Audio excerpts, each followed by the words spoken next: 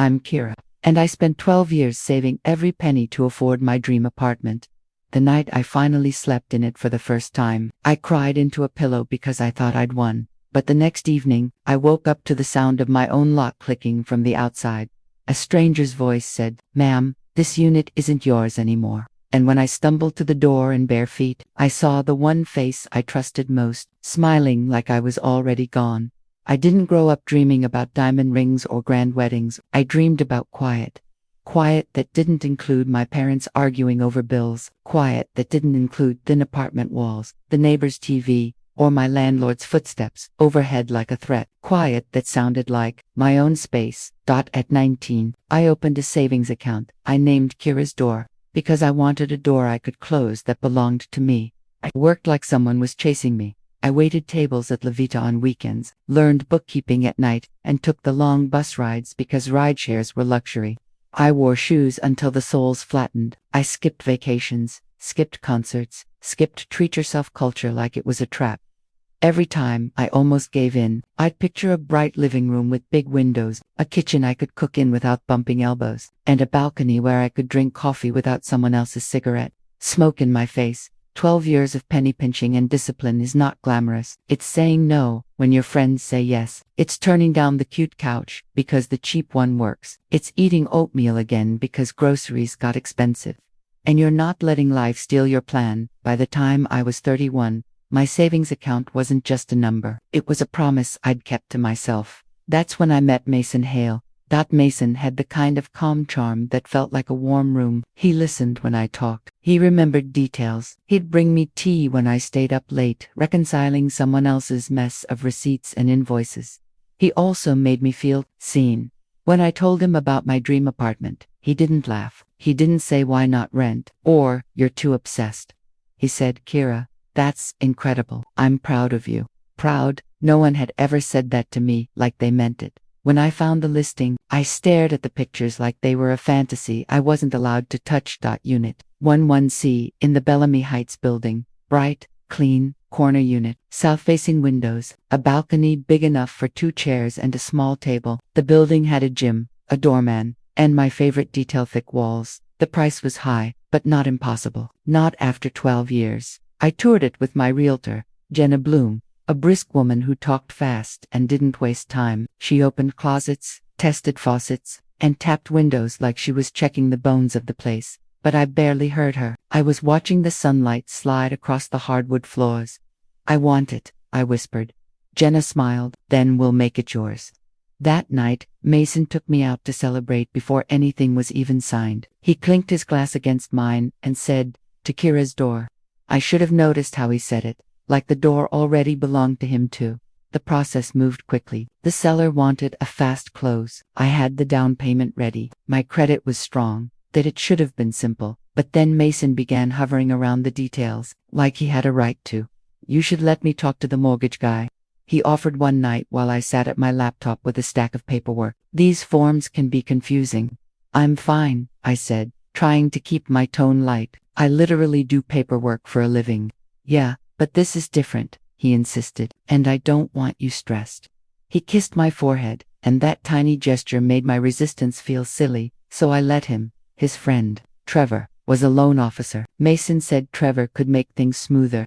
I didn't love the idea of mixing friendships with finances, but Mason made it sound normal, supportive, like this was what couples did. Then came the first small push. Trevor called and said, "Kira, there's a tiny issue. The underwriter wants to see more stability in the co-borrower profile." "I'm not using a co-borrower," I said. There was a pause. Then Trevor chuckled. "Right, sorry. I meant sometimes it helps to list someone as a supporting party in the paperwork. It doesn't mean they own anything. It just makes approval easier." Mason slid into the chair beside me as if he'd been waiting for that line. "Baby," he said softly after the call ended, "it's fine. Put me on it. It's just for the approval." I frowned. "I don't want anyone on my apartment except me." His expression tightened, then smoothed into a wounded look. "Kira, why are you acting like I'm trying to steal from you?" My stomach dipped. He didn't yell. He didn't threaten. He just made me feel like the bad guy for wanting something I'd earned. "I'm not saying that," I mumbled. "Then trust me." "Trust? That word is a lever, and he pulled it like he already knew where it would bend me. Jenna, my realtor, emailed a form that Mason said was standard. It was late, and I was exhausted. I skimmed it, saw the usual blocks of text, and signed where the arrows pointed. Mason watched me sign like he was holding his breath. The closing date came, and I walked into the title office with my heart pounding. I wore a simple navy dress, like I was interviewing for the life I wanted. Mason held my hand the whole time. The papers were thick. The notary spoke quickly. Jenna's phone buzzed, and she stepped out, returning with a distracted look. "Everything okay?" I asked. "Yeah," she said. "Just another client." "You're good." I signed, initialed, signed again. My hand cramped, my vision blurred with relief. When it was done, the notary smiled. "Congratulations." I exhaled like I'd been underwater for 12 years. Mason kissed my cheek. "You did it." When I got the keys, they felt heavier than metal. They felt like proof. That night, I brought in 2 suitcases and a box of essentials. I didn't even have furniture yet, but I didn't care. I sat on the floor with my back against the wall and listened. Nothing. No shouting, no banging, no neighbors' arguments bleeding through. Just quiet. I fell asleep on a blanket, smiling at the ceiling. And then, the next evening, I woke up to the sound of a key turning in my lock. At first, I thought it was Mason. I was still groggy, still warm from sleep. Then I heard a man's voice I didn't recognize. "Ma'am, you need to step back from the door." I blinked hard and stood, my heart thumping. "Who are you?" The door cracked open, and a tall man in a suit stood there with another man behind him, holding a clipboard. "I'm Darren, building management," the suited man said. "This unit is scheduled for transfer." My throat went dry. "It's mine." A familiar voice spoke from behind them, certain, like he was announcing a win. "No, Kira, it isn't." Mason stepped into view. He wasn't alone. Beside him stood a woman in pearls and a tight smile, her eyes scanning my bare floor like she was inspecting a hotel room. "Mason," I whispered, "what is this?" He didn't look guilty. He looked ready. "This is my mother," he said, gesturing to the woman like she was royalty. "Elaine Hale, and she's the legal owner of this unit." My brain refused the words. "No." I shook my head. "That's not." "I paid for it. The down payment, the closing costs, everything." Elaine's smile sharpened. "That's sweet, but money doesn't always equal ownership, dear. Paperwork does." I felt dizzy. "Mason, tell them to leave. Tell them there's been a mistake." Mason sighed, like I was a child making a scene. "There's no mistake. You signed what you signed." My hand started shaking. "I didn't sign anything giving it to your mother." "Oh," Elaine said softly. "But you did." Darren cleared his throat. "Ma'am, we're trying to handle this politely. You can collect your belongings, but we'll need the keys tonight."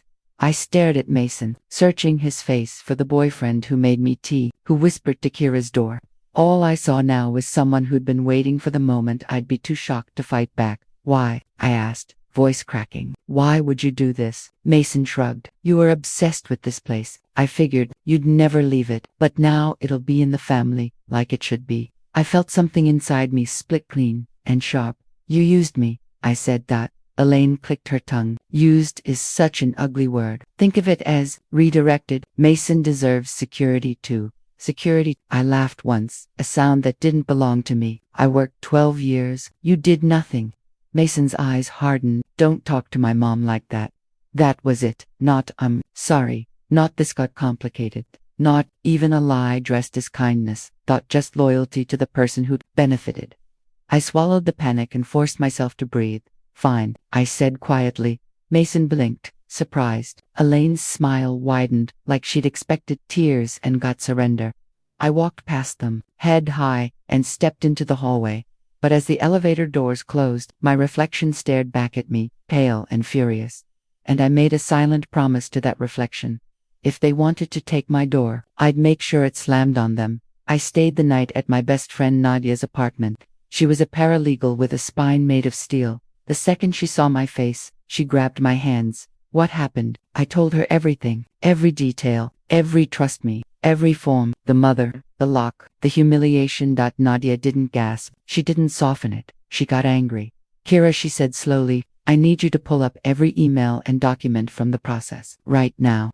We sat at her kitchen table like it was an emergency command center. I logged in, hands still trembling.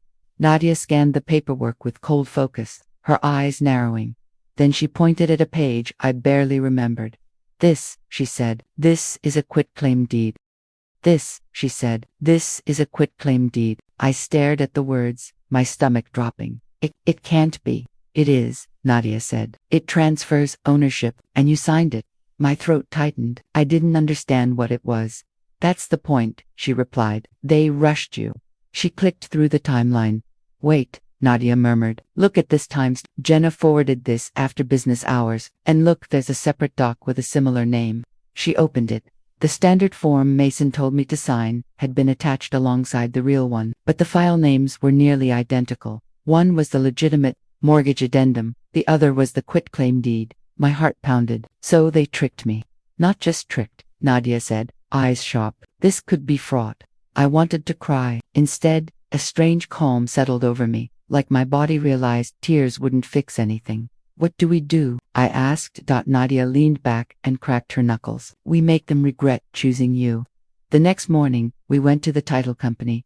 Nadia didn't ask politely. She marched in like the building owed her an apology. I need the full closing file for Kira Lane, she said. All correspondence, all versions of documents, and the recorded call logs if you have them. The clerk hesitated. We usually only release, Nadia smiled. Release them, or I'll request them through counsel. And I'll also file a complaint with the state licensing board regarding irregularities in your signing procedure. The clerk's face tightened. Within an hour, we had copies. That's when we found the crack. The notary's log showed discrepancy. The quitclaim deed was marked as explained, but the line describing the document was vague. Worse, there was a signature witness line that had been filled in with a name I didn't recognize. Nadia's eyes lit with something dangerous. This is sloppy, she whispered. They got cocky. Then I remembered something else, something small that suddenly mattered. The building's front desk had cameras. And on the night Mason and Elaine showed up, Darren had been holding a clipboard with paperwork. They wanted me to accept as reality, which meant there was a trail. Nadia called the building superintendent, Lila Grant, a nonsense woman with blunt bangs and a sharper mouth. Lila listened, arms crossed, and said, So your boyfriend stole your condo? I corrected Lila, nodded approvingly. Good, now, tell me what you need. I blinked. You'll help, Lila snorted. Honey, I've seen men ruin women's lives with less effort than this. I don't like thieves, especially ones who think they're clever. She pulled up security footage, and there it was, Mason, Elaine, and Darren, entering the building together, laughing like they were walking into a restaurant. Darren shook Mason's hand. Not professional, not neutral. Friendly. Double quotes. Darren works for management, I whispered. Lila rewound and zoomed. And Darren has no business being that friendly, unless he's in on it. Nadia recorded the footage on her phone. This, she said quietly, is leverage. My heart raced. Not from fear this time. From power.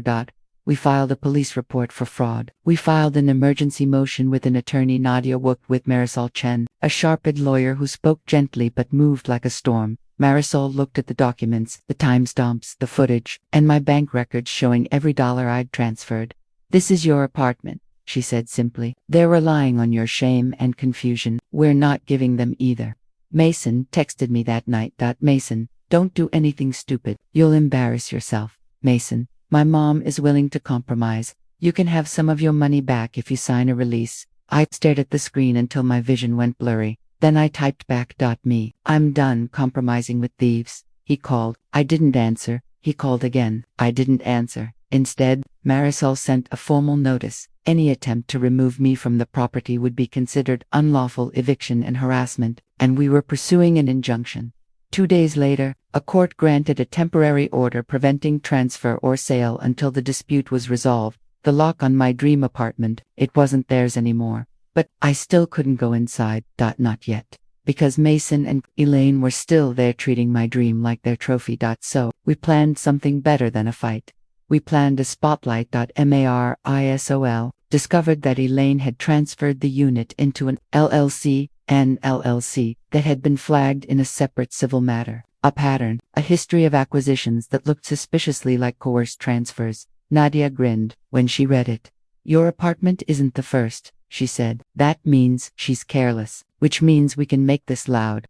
We gathered every piece of evidence and sent it to the bank's fraud department. to the building's management board, and to the state licensing agency that oversaw realtors and notaries. Then Marisol did the final move. She subpoenaed Jenna Bloom, my realtor, the woman who stepped out during closing, the woman who said, "You're good." Jenna showed up to the deposition in a stiff blazer, eyes darting. Marisol slid the documents across the table. "Why did you send a quitclaim deed to my client under a misleading file name?" Jenna's mouth opened and closed. I didn't know. Mason told me." Marisol's voice sharpened. "Mason told you what?" Jenna swallowed. "He said Kira wanted him involved, that it was for family planning. He said it would be fine." My nails dug into my palms. "So you took instructions from my boyfriend," I said, my voice steady, "instead of your client."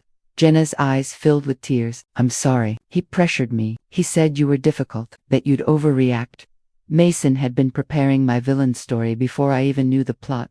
Marisol leaned in. "Did Mason offer you anything?" Jenna hesitated. Then she whispered, "He promised me referrals, and Elaine said she'd help me get into higher-end listings." There it was, the ugly truth. Finally, naked. Greed. The day of the hearing, Mason showed up looking confident. Elaine arrived wearing pearls-like armor. Darren didn't. Shook a word. I stood beside Marisol with my hands clasped, feeling my heart beat in my throat. Mason glanced at me with that familiar calm. "Kira, this is unnecessary." I didn't flinch. So was stealing my life.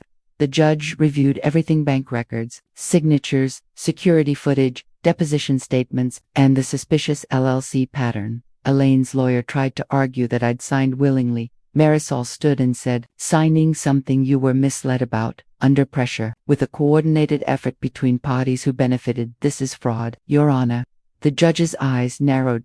When the decision came, it felt like air returning to my lungs. The court ruled the deed transfer invalid pending further investigation, ordered the unit restored to me, and referred the case to the appropriate authorities for fraud review. Elaine's face tightened, like her pearls were suddenly choking her. Mason's confident mask cracked for the first time. He looked at me, real fear flickering behind his eyes. "You did all this," he whispered as we left the courtroom. I stopped and looked him dead on. "No," I said softly. "You did. I just refused to stay quiet." 2 weeks later, I walked back into Unit 11C with my keys in my hand. My apartment smelled faintly of someone else's perfume and entitlement. The balcony chairs were wrong. The kitchen drawers weren't organized the way I liked, but the sunlight still hit the floor the same way. And when I closed the door behind me, I felt the quiet settle around my shoulders like a blanket. I didn't just get my apartment back, I got myself back. Mason tried calling once more. Weeks later, I answered that time. His voice sounded small. "Kira, can we talk?" I leaned against my kitchen counter, looking out at the skyline. "We are talking," I said. "I didn't think you'd go this far," he admitted. I smiled, but it wasn't sweet. "That's because you thought I was the kind of woman who saves quietly and loses quietly." Silence. Then he said, "My mom is furious. Darren got fired. Jenna's license is under review. The bank froze accounts. You ruined everything." I let the quiet stretch long enough for him to feel it. Then I said, "No, Mason." I corrected everything, and I hung up. A month later, I bought my first piece of furniture, a sturdy dining table, solid wood, the kind that lasts. I placed it by the windows, and that night, I ate dinner there, alone, proud, unshaken. Kira's door wasn't just a door anymore. It was a boundary. It was a lesson, and it was mine. If you've ever worked hard for something and someone tried to take it because they thought you wouldn't fight back, I want you to remember this: your silence is not their permission. If this story hit you in the heart, tap like, subscribe, and tell me in the comments, what would you have done if you woke up and someone claimed your dream home wasn't yours?